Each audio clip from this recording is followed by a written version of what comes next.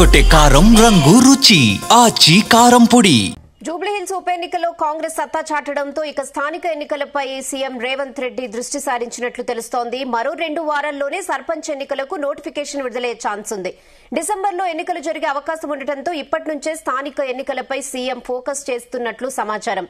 జూబ్లీహిల్స్ ఉప ఎన్నికల్లో అనుసరించిన వ్యూహాలకే మరోసారి పదును పెట్టాలని రేవంత్ యోచిస్తున్నట్లు తెలుస్తోంది.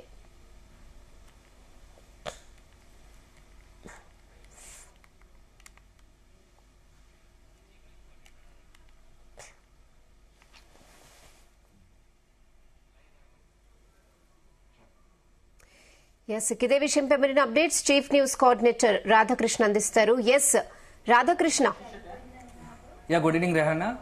జూబ్లీహిల్స్ ఉప ఎన్నికలో కాంగ్రెస్ పార్టీ భారీ మెజార్టీతో విజయం సాధించడంతో ఇక కాంగ్రెస్ పార్టీకి సంబంధించి పార్టీతో పాటు క్యాడర్లో పెద్ద ఎత్తున ఒక కొత్త నూతన ఉత్సాహం నెలకొందని చెప్పవచ్చు. సో ఒకవైపు ఈ జోస్తోనే జూబ్లీహిల్స్ ఉప ఎన్నికలు గెలిచిన జోస్తోనే స్థానిక సంస్థల ఎన్నికలు నిర్వహించాలని సీఎం రేవంత్ రెడ్డి భావిస్తున్నట్టుగా తెలుస్తోంది. సో గత 2-3 రోజులుగా కూడా ప్రచారం జరుగుతూ ఉంది. ఎందుకంటే ఎగ్జిట్ పోల్స్ పోలింగ్ తర్వాత ఎగ్జిట్ పోల్స్ తర్వాత దాదాపుగా 90% సంబంధించి ఎగ్జిట్ పోల్స్ అన్ని కూడా కాంగ్రెస్ పార్టీ గెలుస్తుందని చెప్పేసి ఒకవైపు ఎగ్జిట్ పోల్స్ లో వచ్చింది. అదే సందర్భంగా కాంగ్రెస్ పార్టీ కూడా సొంతగా తీసుకున్న ఇంటెలిజెన్స్ రిపోర్ట్ ప్రకారం కాంగ్రెస్ పార్టీ గెలవబోతుందని ఒక ధీమా విశ్వాసం వ్యక్తం చేశారు. అలాంటి సమయంలోనే ఒకవేళ జూబ్లీహిల్స్ ఉప ఎన్నిక గెలిస్తే వెంటనే ఇక స్థానిక సంస్థల ఎన్నికలు కూడా నిర్వహించాలని చెప్పేసి కాంగ్రెస్ పార్టీ భావించింది. సో మొన్న అనుకున్నట్టుగానే సీఎం రేవంత్ రెడ్డి కూడా ఇప్పుడు తాజాగా కాసేపటి క్రితం కూడా సీఎం అందుబాటులో ఉన్నటువంటి మంత్రులతో సమావేశం అవుతున్నట్టుగా తెలుస్తోంది. సమావేశమై ఫస్ట్ జూబ్లీహిల్స్ లో ఉప ఎన్నికల్లో పార్టీలో కష్టపడ్డ మంత్రులకు కావచ్చు, ఇన్ఛార్జిగా పనిచేసిన అందరికి కూడా ఒక అభినందన తెలుపుతూనే అదే సందర్భంలో తదుపరి నెక్స్ట్ ఏం చేయాలి దానిపైన కొంత సీఎం రేవంత్ రెడ్డి మంత్రులకు కావచ్చు, అదేవిధంగా మిగతా ముఖ్య నాయకుల కాంగ్రెస్ పార్టీ ముఖ్య నేతలకు కూడా కొంత గైడ్ చేసే అవకాశం ఉంది. సో దాంట్లో భాగంగానే స్థానిక సంస్థల ఎన్నికలకు సంబంధించి కూడా చర్చ జరిగే అవకాశం కనబడుతుంది. అయితే ఇప్పుడున్న పరిస్థితుల్లో జూబ్లీహిల్స్ ఉప ఎన్నిక పెద్ద మెజార్టీతో గెలిచింది కాబట్టి ఓవరాల్ గా రాష్ట్ర వ్యాప్తంగా కూడా కాంగ్రెస్ పార్టీలో ఒక జోష్ ఉంటుంది. సో ఒకవైపు ఎందుకంటే మొన్నటి వరకు కూడా కాంగ్రెస్ పార్టీకి సంబంధించి ప్రజల నుంచి ఎలాంటి రెస్పాన్స్ వస్తుంది. అదే సందర్భంలో జూబ్లీహిల్స్ ఉప ఎన్నికలో కాంగ్రెస్ పార్టీ గెలుస్తుందా లేదా అని కూడా కొంత అనుమానం సొంత కాంగ్రెస్ పార్టీకి సంబంధించి క్యాడర్ లోను నేతల్లోనూ ఉండేది. కానీ అది ఈ రోజు పూర్తి స్థాయిలో ఉప ఎన్నిక ఫలితంతో కూడా తెలిపింది. కాంగ్రెస్ సంబంధించి భారీ విజయం సాధించడంతో కొంత క్యాడర్ లో కూడా జోష్ నిండింది. సో ఈ నేపథ్యంలో ఇక next target local body elections పైనే కాంగ్రెస్ పెట్టబోతున్నట్టు తెలుస్తుంది సీఎం రేవంత్ రెడ్డి. సో ముందుగానే మొన్ననే డిసైడ్ అయింది. సో ఏదైతే 17వ తేదీన తెలంగాణ రాష్ట్ర కేబినెట్ భేటీ కాబోతుంది. సీఎం రేవంత్ రెడ్డి అధ్యక్షతన ఈ కేబినెట్ భేటీ ఉండబోతుంది. ఆ కేబినెట్ లో ప్రధాన ఎజెండాగా ఇక స్థానిక సంస్థల ఎన్నికల నిర్వహణ పైన ఉండబోతా ఉంది. సో ఒకవైపు ఏంటంటే గతంలో కూడా స్థానిక సంస్థల ఎన్నికలు నిర్వహించాలని ప్రభుత్వం భావించినప్పటికీ కొన్ని ఏదంటే రిజర్వేషన్ల కారణాల వల్ల ముఖ్యంగా ప్రభుత్వం బీసీలకు 42% రిజర్వేషన్ అమలు చేయాలని భావించింది. సో కానీ అది కొంత సుప్రీంకోర్టు గతంలో ఇచ్చిన ఆదేశాలకు అనుగుణంగా అది ఖచ్చితంగా అంటే రిజర్వేషన్లు 50% దాటకూడదు అనే ఒక పరిమితి ఉంది. సో సుప్రీం ఆదేశాలు నిర్దిష్టంగా ఉన్న నేపథ్యంలో ప్రభుత్వం ఏదైతే జారీ చేసిందో రాష్ట్ర ప్రభుత్వము ప్రత్యేకంగా జారీ చేసినట్టు జీవో నంబర్ 9 సంబంధించి పెద్ద ఎత్తున దుమారం జరిగింది. దానికి సంబంధించి జీవో నంబర్ 9 తోనే స్థానిక సంస్థల ఎన్నికలకు వెళ్లి బీసీలకు 42% రిజర్వేషన్ ఇవ్వాలనుకుంది. కానీ అది అల్టిమేట్ గా కొంతమంది రాష్ట్ర అత్యున్నత న్యాయస్థానం హైకోర్టును ఆశ్రయించారు, కొంతమంది పిటిషన్. సో దానికి సంబంధించి హైకోర్టు కూడా సుప్రీంకోర్టు ఇచ్చిన తీర్పుకు అనుగుణంగా ఇది సుప్రీంకోర్టు తీర్పు పూర్తి స్థాయిలో విరుద్ధం కాబట్టి ఎట్టి పరిస్థితుల్లో ఇది చెల్లుబాటు కాదు అని చెప్పేసి జీవో నంబర్ 9 పైనే మొత్తంగా స్టే ఇస్తూ అదే సందర్భంలో కొత్తగా మళ్ళొకసారి ఎన్నికల షెడ్యూల్ విడుదల చేయాలని చెప్పేసి కూడా ప్రకటించింది. సో అంతా కూడా ముగిసిందే. తర్వాత రాష్ట్ర ప్రభుత్వం సుప్రీంకోర్టుకు వెళ్ళిన సుప్రీంకోర్టులో కేసు నడుస్తోంది. డిసెంబర్ 14వ తేదీన ఈ మొత్తం కూడా ఈ యొక్క రిజర్వేషన్లకు సంబంధించి కేసు డిసెంబర్ 14వ తేదీన మరొకసారి సుప్రీంకోర్టులో విచారణకు రావుంది. ఇది అంతా ఒకవైపు కొనసాగుతుండే కానీ రాష్ట్ర ప్రభుత్వం కూడా ఇప్పుడు ఇంకా ఆలస్యం చేస్తే ఎందుకంటే సుప్రీంకోర్టులో కూడా గత అనుభవాల దృష్ట్యా ఆ న్యాయస్థానాల్లో ఎట్లాగో ఇప్పుడు మనం రాష్ట్ర ప్రభుత్వం తీసుకున్న నిర్ణయాలు నిలవడం కష్టమే, కాస్త అనుమానమే, సందేహాలే. ఎందుకంటే న్యాయ నిపుణులు ఎవరు సూచించినా ఇది కొంత సుప్రీంకోర్టు గతంలో ఇచ్చిన తీర్పుకు భిన్నంగా ఉంది కాబట్టి ఈ 42% రిజర్వేషన్ అమలు సాధ్యపడకపోవచ్చు అని చెప్పేసి కొంత రాష్ట్ర ప్రభుత్వం కూడా భావిస్తుంది. ఈ నేపథ్యంలోనే ఇప్పుడు ఒక రకంగా రాజకీయంగా కాంగ్రెస్ పార్టీ కొంత గాలి వీస్తా ఉంది. ఉప ఎన్నిక గెలుపుతో కొంత కాంగ్రెస్ పార్టీకి సానుకూలంగా రాష్ట్రం మొత్తంగా కూడా ఉండే అవకాశాలు ఉంటాయి కాబట్టి ఇది మంచి సందర్భం కాబట్టి వెంటనే ఎన్నికలకు వెళ్తే బాగుంటుంది. అంటే ఒక రకంగా అధికారికంగా ప్రభుత్వ పరంగా బీసీలకు 42% రిజర్వేషన్ అమలు చేయకపోయినా కాంగ్రెస్ పార్టీ పరంగా 42% రిజర్వేషన్ అమలు చేస్తూ ఎన్నికలు వెళ్లాలని డిసైడ్ అవుతుంది. సో దాంట్లో భాగంగానే ఇప్పుడు 17వ తేదీన మొత్తం జరగబోయే కేబినెట్ భేటీలో డిసైడ్ కాబోతుంది. అయితే రాష్ట్ర ప్రభుత్వం సీఎం రేవంత్ రెడ్డి ఆలోచిస్తుంది ఏంటంటే డిసెంబర్ మొదటి వారం కల్లా ఈ స్థానిక సంస్థల ఎన్నికలకు సంబంధించి ఎన్నికల ప్రక్రియ పూర్తి చేయాలనుకుంటుంది. సో మొదటగా ఎందుకంటే జెడ్పీటీసీ, ఎంపీటీసీ అదే సర్పంచ్ ఎన్నికలు నిర్వహించాలనుకుంటుంది. సో త్వరలోనే దీనికి సంబంధించి ఏదైతే కేబినెట్ భేటీ ఉందో సెప్టెంబర్ నెక్స్ట్ 17వ తేదీన ఈ నెల 17వ తేదీన కేబినెట్ భేటీ ఉందో ఆ కేబినెట్ భేటీలో ఒక తుది నిర్ణయం తీసుకొని అదేవిధంగా పాత రిజర్వేషన్ ప్రకారమే స్థానిక సంస్థల ఎన్నికలు నిర్వహించాలనుకుంటుంది. సో అదొక అంశం. అయితే రాష్ట్ర ప్రభుత్వం పైన కూడా కొంత ఒత్తిడి ఉంది. ఎందుకంటే ఇప్పటికే దాదాపుగా సుమారు 20 నెలలు కావస్తా ఉంది. ఫిబ్రవరి 24, 2024 కూడా స్థానిక సంస్థల గ్రామ పంచాయతీల కాల పరిమితి ముగిసింది. సో ప్రత్యేక అధికారుల పాలన ఉంది. సో దీంతో ఆ గ్రామ పంచాయతీలకు దాదాపుగా సుమారు రాష్ట్రంలో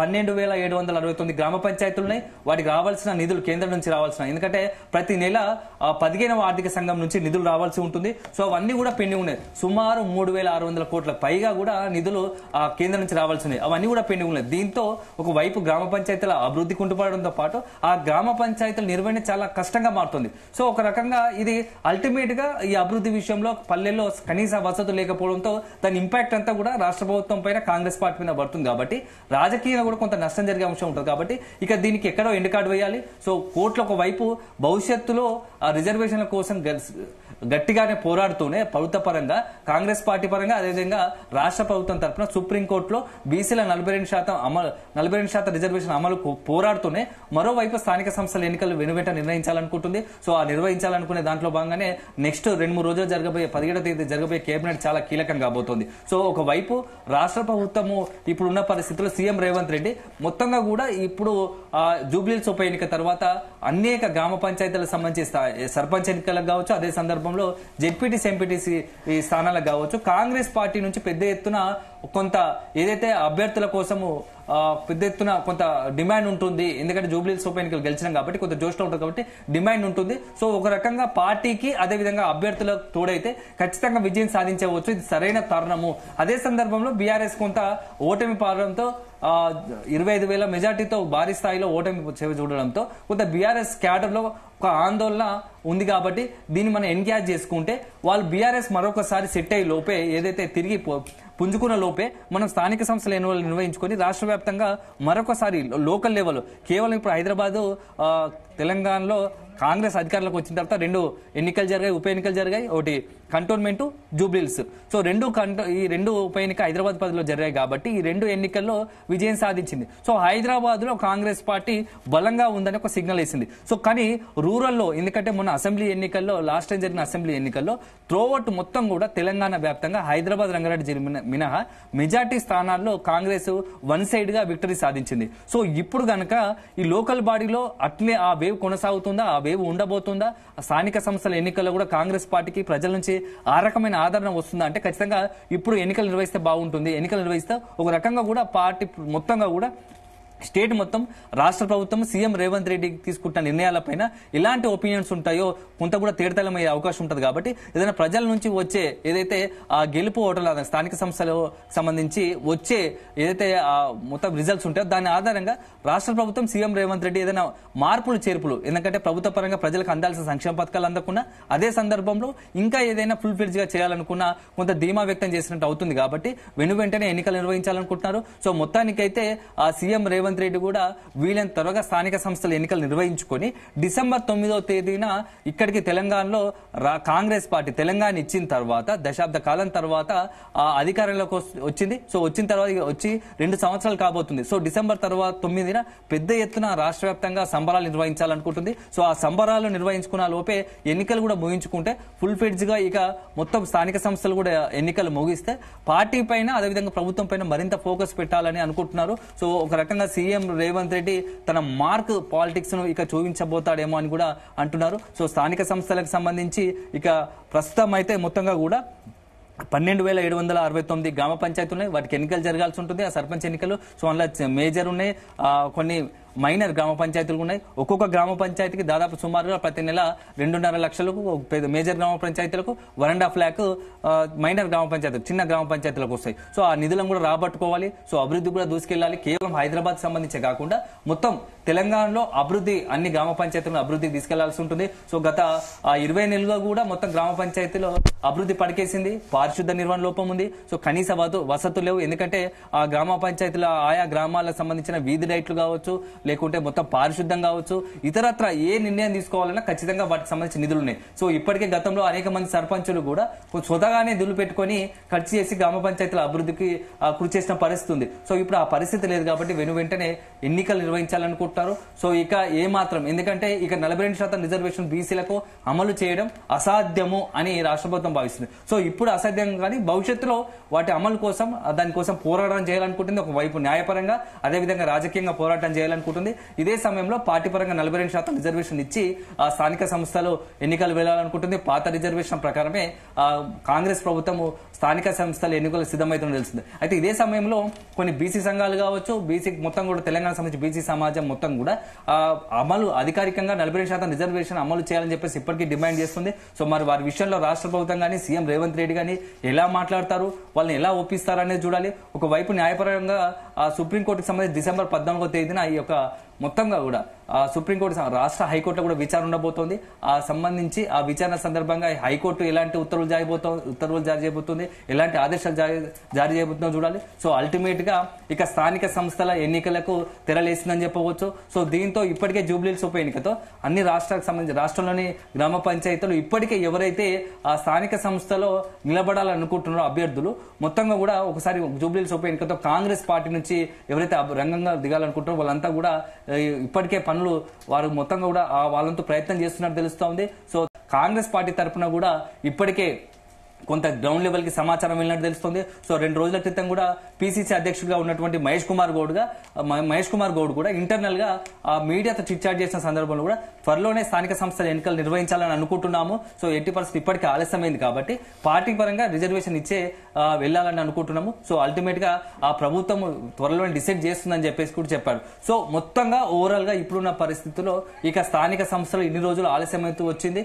సో ఇక 2-3 రోజుల్లోనే ఈ స్థానిక సంస్థల ఎన్నికల నిర్వహణ పైన ఒక స్పష్టత వచ్చేది ఉంది. సో మొత్తంగా కూడా సస్పెన్స్ కు తెరపడే అవకాశం ఉంది. Rehana. Okay Radhakrishna, thanks for the updates.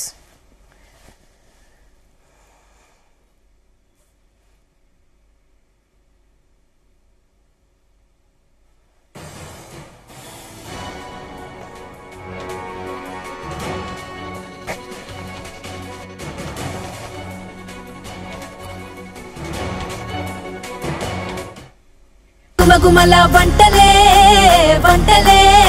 తెరకొట్టే కారం రంగు రుచి ఆచి కారం పొడి.